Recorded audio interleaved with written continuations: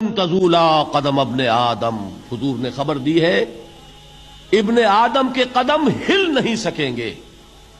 جیسے مجرم کھڑا ہوتا ہے کٹہرے کے اندر، اس کٹہرے میں سے ہل نہیں سکو گے حتی یسأل عن خمس، جب تک کہ 5 چیزوں کا حساب نہ لے لیا جائے۔ وہ 5 چیزیں کیا ہیں؟ کان کھول کر سنیے۔ عن عمرہ فیما افناہ، عمر کا حساب دو، یہ 80 برس اور 70 برس ہم نے تمہیں دنیا میں دیے، کہاں ضائع کیے؟ وعن شبابہ فیما ابلاہ، اور خاص طور پر جوانی کا دور، امنگوں کے دن، ولولے ہوتے ہیں، قوت ہوتی ہے، توانائی ہوتی ہے، آدمی چلتے ہوئے زمین پر پاؤں مارتا ہے، قوت جو ہے وہ اپنا اظہار چاہتی ہے۔ یہ جوانی کہاں گلائی؟ حساب دو، ایک ایک لمحے کا حساب دو۔ وَعَن مَالِهِ مِنْ أَيْنَ اكْتَسَبَهُ وَفِيمَا أَنْفَقَهُ، ایک ایک پائی کا حساب دو، مال کا کہاں سے کمایا تھا، حلال سے کہ حرام سے، اور کہاں خرچ کیا تھا، گل چھروں میں، عیاشیوں میں، یا نیکی کے کاموں میں، ادائے حقوق میں، اللہ کے دین کے لیے۔ 4 سوال ہو گئے۔ 2 زندگی کے بارے میں، ایک زندگی پوری بحیثیت مجموعی کہاں کس کام میں لگائی، اور خاص طور پر شباب کا دور کہاں لگایا۔ 2 سوال مال کے بارے میں، کمایا کہاں سے، حلال سے کہ حرام سے، جائز سے کہ ناجائز سے، خرچ کہاں کیا۔ اور آخری سوال وعما عمل فیما علم، جو علم حاصل کیا تھا اس میں عمل کتنا کیا۔ علم کے انبار لگاتے چلے گئے اور عمل کے آغاز کی بھی نوبت نہ آئی۔ یہ علم جو ہے یہ اس روز سب سے بڑا وبال بن جائے گا انسان۔ اتنا علم اور عمل کچھ نہیں، بجائے کہ کریڈٹ کا ذریعہ بنے یہ الٹا ڈیبٹ کا کھاتا بن جائے گا۔ یہ جواب دہی کا احساس ہے کہ جس کی وجہ سے انسان کی ٹریجڈی جو ہے وہ دوہری ہے۔ کوئی حیوان اتنے بوجھ تلے نہیں، مشقت کی، محنت کی، اس زندگی میں ختم ہوئے، اس کے بعد کوئی محاسبہ نہیں۔ اس کو بھی غالب نے خوب کہا ہے کہ اب تو گھبرا کے یہ کہتے ہیں کہ مر جائیں گے، اور مر کے بھی چین نہ پایا تو کدھر جائیں۔ یہ ہے وہ ہیومن ٹریجڈی۔ اب میں آپ کو توجہ دلانا چاہتا ہوں، ایک تو گوتم بدھ کا فلسفہ، اس کے فلسفے کا مین تھیم یہ ہے سروم دکھم، آل از پین، آل از سفرنگ۔ اور اس نے جو بھی اپنی محنت کی، یہ تو اللہ ہی بہتر جانتا ہے کہ اسے بعد میں ملا کیا اور کیا نہیں ملا۔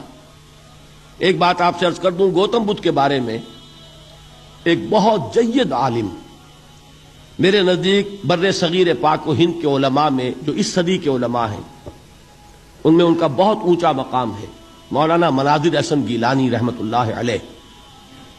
گیلان قصبہ ہے ایک بہار کا، وہاں کے رہنے والے تھے۔ ان کی زندگی زیادہ گزری حیدرآباد دکن میں، عثمانیہ یونیورسٹی میں استاد رہے۔ انہوں نے گوتم بدھ کے بارے میں یہ لکھا ہے کہ میرا یہ گمان ہے کہ وہ بھی اللہ کے نبی تھے، اور اس کی دلیل دی ہے۔ قرآن مجید میں ایک رسول کا ذکر آتا ہے، ذوالکفل، اور یہ ذوالکفل وہ ہے جس کے بارے میں ہمیں کچھ پتہ نہیں۔ قرآن مجید میں بھی ایک جگہ ذکر آیا ہے۔ نمبر 2 یہ کہ کسی حدیث میں اس کی کوئی ہمیں وضاحت نہیں ملتی، نہ حضور سے پوچھا گیا، نہ حضور نے اس کی وضاحت فرمائی۔ اب یہ ذوالکفل ہے کون؟ تورات میں جو نبیوں کے نام آتے ہیں ان میں سے کسی نبی کا نام ذوالکفل کے آس پاس نہیں بنتا کہ یہ سمجھا جائے کہ یہ اس نام کی بگڑی ہوئی یا بدلی ہوئی شکل بن گئی ہے۔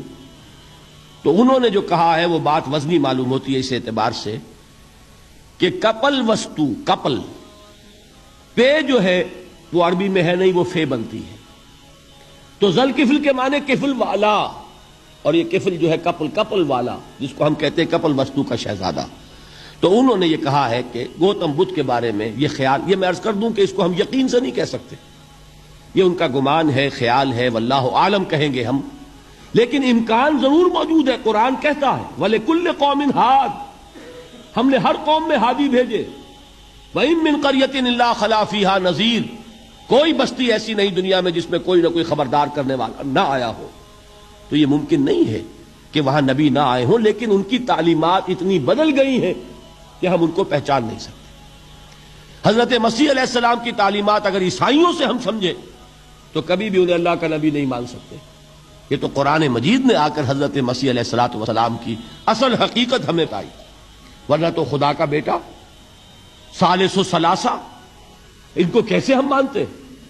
لیکن یہ کہ قرآن نے بتایا تو جان لیجئے ہو سکتا ہے کہ گوتم بدھ بھی اللہ کے نبی ہوں، لیکن ہو سکتا ہے کہ درجے میں کہیں گے، یقین سے نہیں کہتے۔ بہرحال گوتم بدھ نے اس دکھ، رنج، صدمہ، غم جو انسان کا مقدر ہے اس کا مشاہدہ کیا، اور پھر تپسیائیں کی، علم حاصل کیا، رشیوں منوں کے پاس گیا، اس نے کوشش کی کہ معلوم ہو سیلویشن کا راستہ کون سا ہے، اس دکھ سے نجات پانے کی کوئی سبیل بھی ہے کہ نہیں، اس غم سے، اس نجات سے، اس اندوہ سے انسان کسی طریقے سے چھوٹ سکتا ہے یا نہیں۔ اسی کو سیلویشن کہتے ہیں انگریزی میں، اسی کو ہندی میں نروان کہتے ہیں، اسی کو عربی میں نجات کہتے ہیں۔ ان النجات معلقۃ بمجموع هذه الاشیاء، میں نے امام رازی رحمۃ اللہ علیہ کے الفاظ میں آپ کو وہ لفظ بتایا، نجات کی راہ۔ اچھا، جدید فلسفوں میں جن حضرات کو دلچسپی کی بات ہے انہی کے بارے میں یہ عرض کر رہا ہوں، جدید فلسفوں میں بھی ایک فلسفہ ہے وجودیت، ایگزسٹانشلزم۔ آپ نے نام سنا ہوگا سارترے، یہ فرینچ فلسفر، اور اس وقت دنیا میں جو نوجوان نسل ہے وہ بہت زیادہ متاثر ہوئی ہے سارترے کے فلسفے سے۔ کرکیگارڈ پرانے دور میں اور سارترے اس دور میں، ان کے فلسفے کا نام ہے وجودیت، ایگزسٹانشلزم۔ اس کا مرکزی خیال بھی یہی ہے، انسان کے لیے دکھ ہی دکھ ہے، صدمہ ہی صدمہ ہے، رنج ہی رنج ہے۔ صرف یہ ہے کہ کچھ حساس لوگ ہوتے ہیں وہ صدمے کو زیادہ محسوس کرتے ہیں، کچھ ذرا ان کی حس جو ہے وہ کچھ ڈل ہو جاتی ہے، کند ہو جاتی ہے۔ وہ جو غالب کا شعر میں نے آپ کو سنایا کہ مشکلیں اتنی پڑی مجھ پر کہ آسان ہو گئی، ورنہ یہ ہے کہ انسان سوچے تو دکھ ہے۔ اب یہ دکھ جو ہے اس سے نجات کا کوئی راستہ بھی ہے کہ نہیں، یہ کوسچن مارک ہے، جس کا جواب ہے تیسری آیت میں الا الذین آمنوا وعملوا الصالحات وتواصوا بالحق وتواصوا بالصبر۔ جو ایک نا امیدی کی کیفیت طاری ہوتی ہے، والعصر ان الانسان لفی خسر، زمانے کی قسم ہے تمام انسان برباد ہونے والے ہیں، تباہی میں ہیں، گھاٹے میں ہیں، ٹوٹے میں ہیں۔ اس سے جو ایک مایوس کن صورتحال سامنے آتی ہے، اس مایوسی سے نجات دلانے والی آیت ہے تیسری آیت۔ ایک راستہ ہے، یہ امید کی کرن ہے، تباہی سے بچ سکتے ہو، ابدی بربادی، وہ بربادی۔ یہاں تو یہ ہے کہ ہم نے مشقتیں اٹھا لیں، فقے جھیل لیے، تکلیفیں برداشت کر لیں، صدمے برداشت کر لیے، لیکن موت آئی، اس کا خاتمہ ہو گیا۔ لیکن اس کے بعد اگر خدا نہ خواستہ جہنم میں جھونک دیے گئے، وہ ابد الآباد تک کی، وہ ہمیشہ ہمیشہ کی جلن۔ قرآن کہتا ہے کہ اگر ایک کھال جل جائے گی، جھلس جائے گی، اللہ اور کھال دے دے گا۔ دیکھیے، یہ بھی جدید دور میں آپ کو معلوم ہوگا، بورس بکائی نے جو کتاب لکھی ہے دی فرینچ سرجن، اس نے ثابت کیا ہے کہ قرآن مجید نے جتنے نیچرل فینومینا کا حوالہ دیا ہے وہ بالکل سائنس کے مطابق ہے۔ آج ہمیں یہ معلوم ہے کہ حس جو ہے وہ صرف کھال میں ہوتی ہے، کھال حساس ہوتی ہے، کھال اتر جائے نیچے جو ہے گوشت جلے گا، آپ کو تکلیف نہیں ہوگی۔ معلوم قرآن نے کہا ہے کہ جب کھالیں ان کی جھلس جائیں گی، ہم نئی کھال دے دیں گے تاکہ وہ سوزش جو ہے، وہ جلن کا احساس برقرار رہے، وہ ختم ہونے نہ پائے۔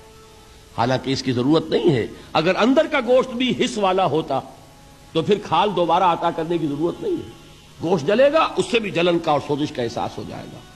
لیکن قرآن کہتا ہے کہ نہیں، کلما نضجت جلودہم بدلنا لہم جلودا غیرہا، جب ان کی کھالیں جھلس جائیں گی، جل جائیں گی، ہم ان کی کھالیں بدل دیں گے تاکہ وہ سوزش برقرار رہے۔ ثم لا يموت فیہا ولا یحیا، پھر نہ وہ اس میں جی سکے گا نہ مر سکے گا، نہ زندوں میں ہوگا نہ مردوں میں ہوگا۔ موت کو پکارے گا، کاش کہ موت آ جائے جو مجھے اس مشقت سے اور مشکل سے چھٹکارا دلا دے۔ وہ موت جس سے اس وقت ہم بھاگتے ہیں، اگر خدا نہ خواستہ اس جہنم میں جھونکے گئے تو پھر موت کو پکاریں گے اور موت نہیں آئے گی۔ اس عذاب سے، اس ابدی ناکامی سے، اس خسران سے، اس ابدی ہلاکت سے بچنے کا کوئی راستہ ہے؟ وہ جو میدان حشر میں پکاریں گے لوگ، این المفر، کوئی جائے فرار ہے، کوئی جائے پناہ ہے؟ وہ جائے فرار، وہ جائے پناہ اس دنیا میں اللہ نے ہمیں عطا فرمائی، اسی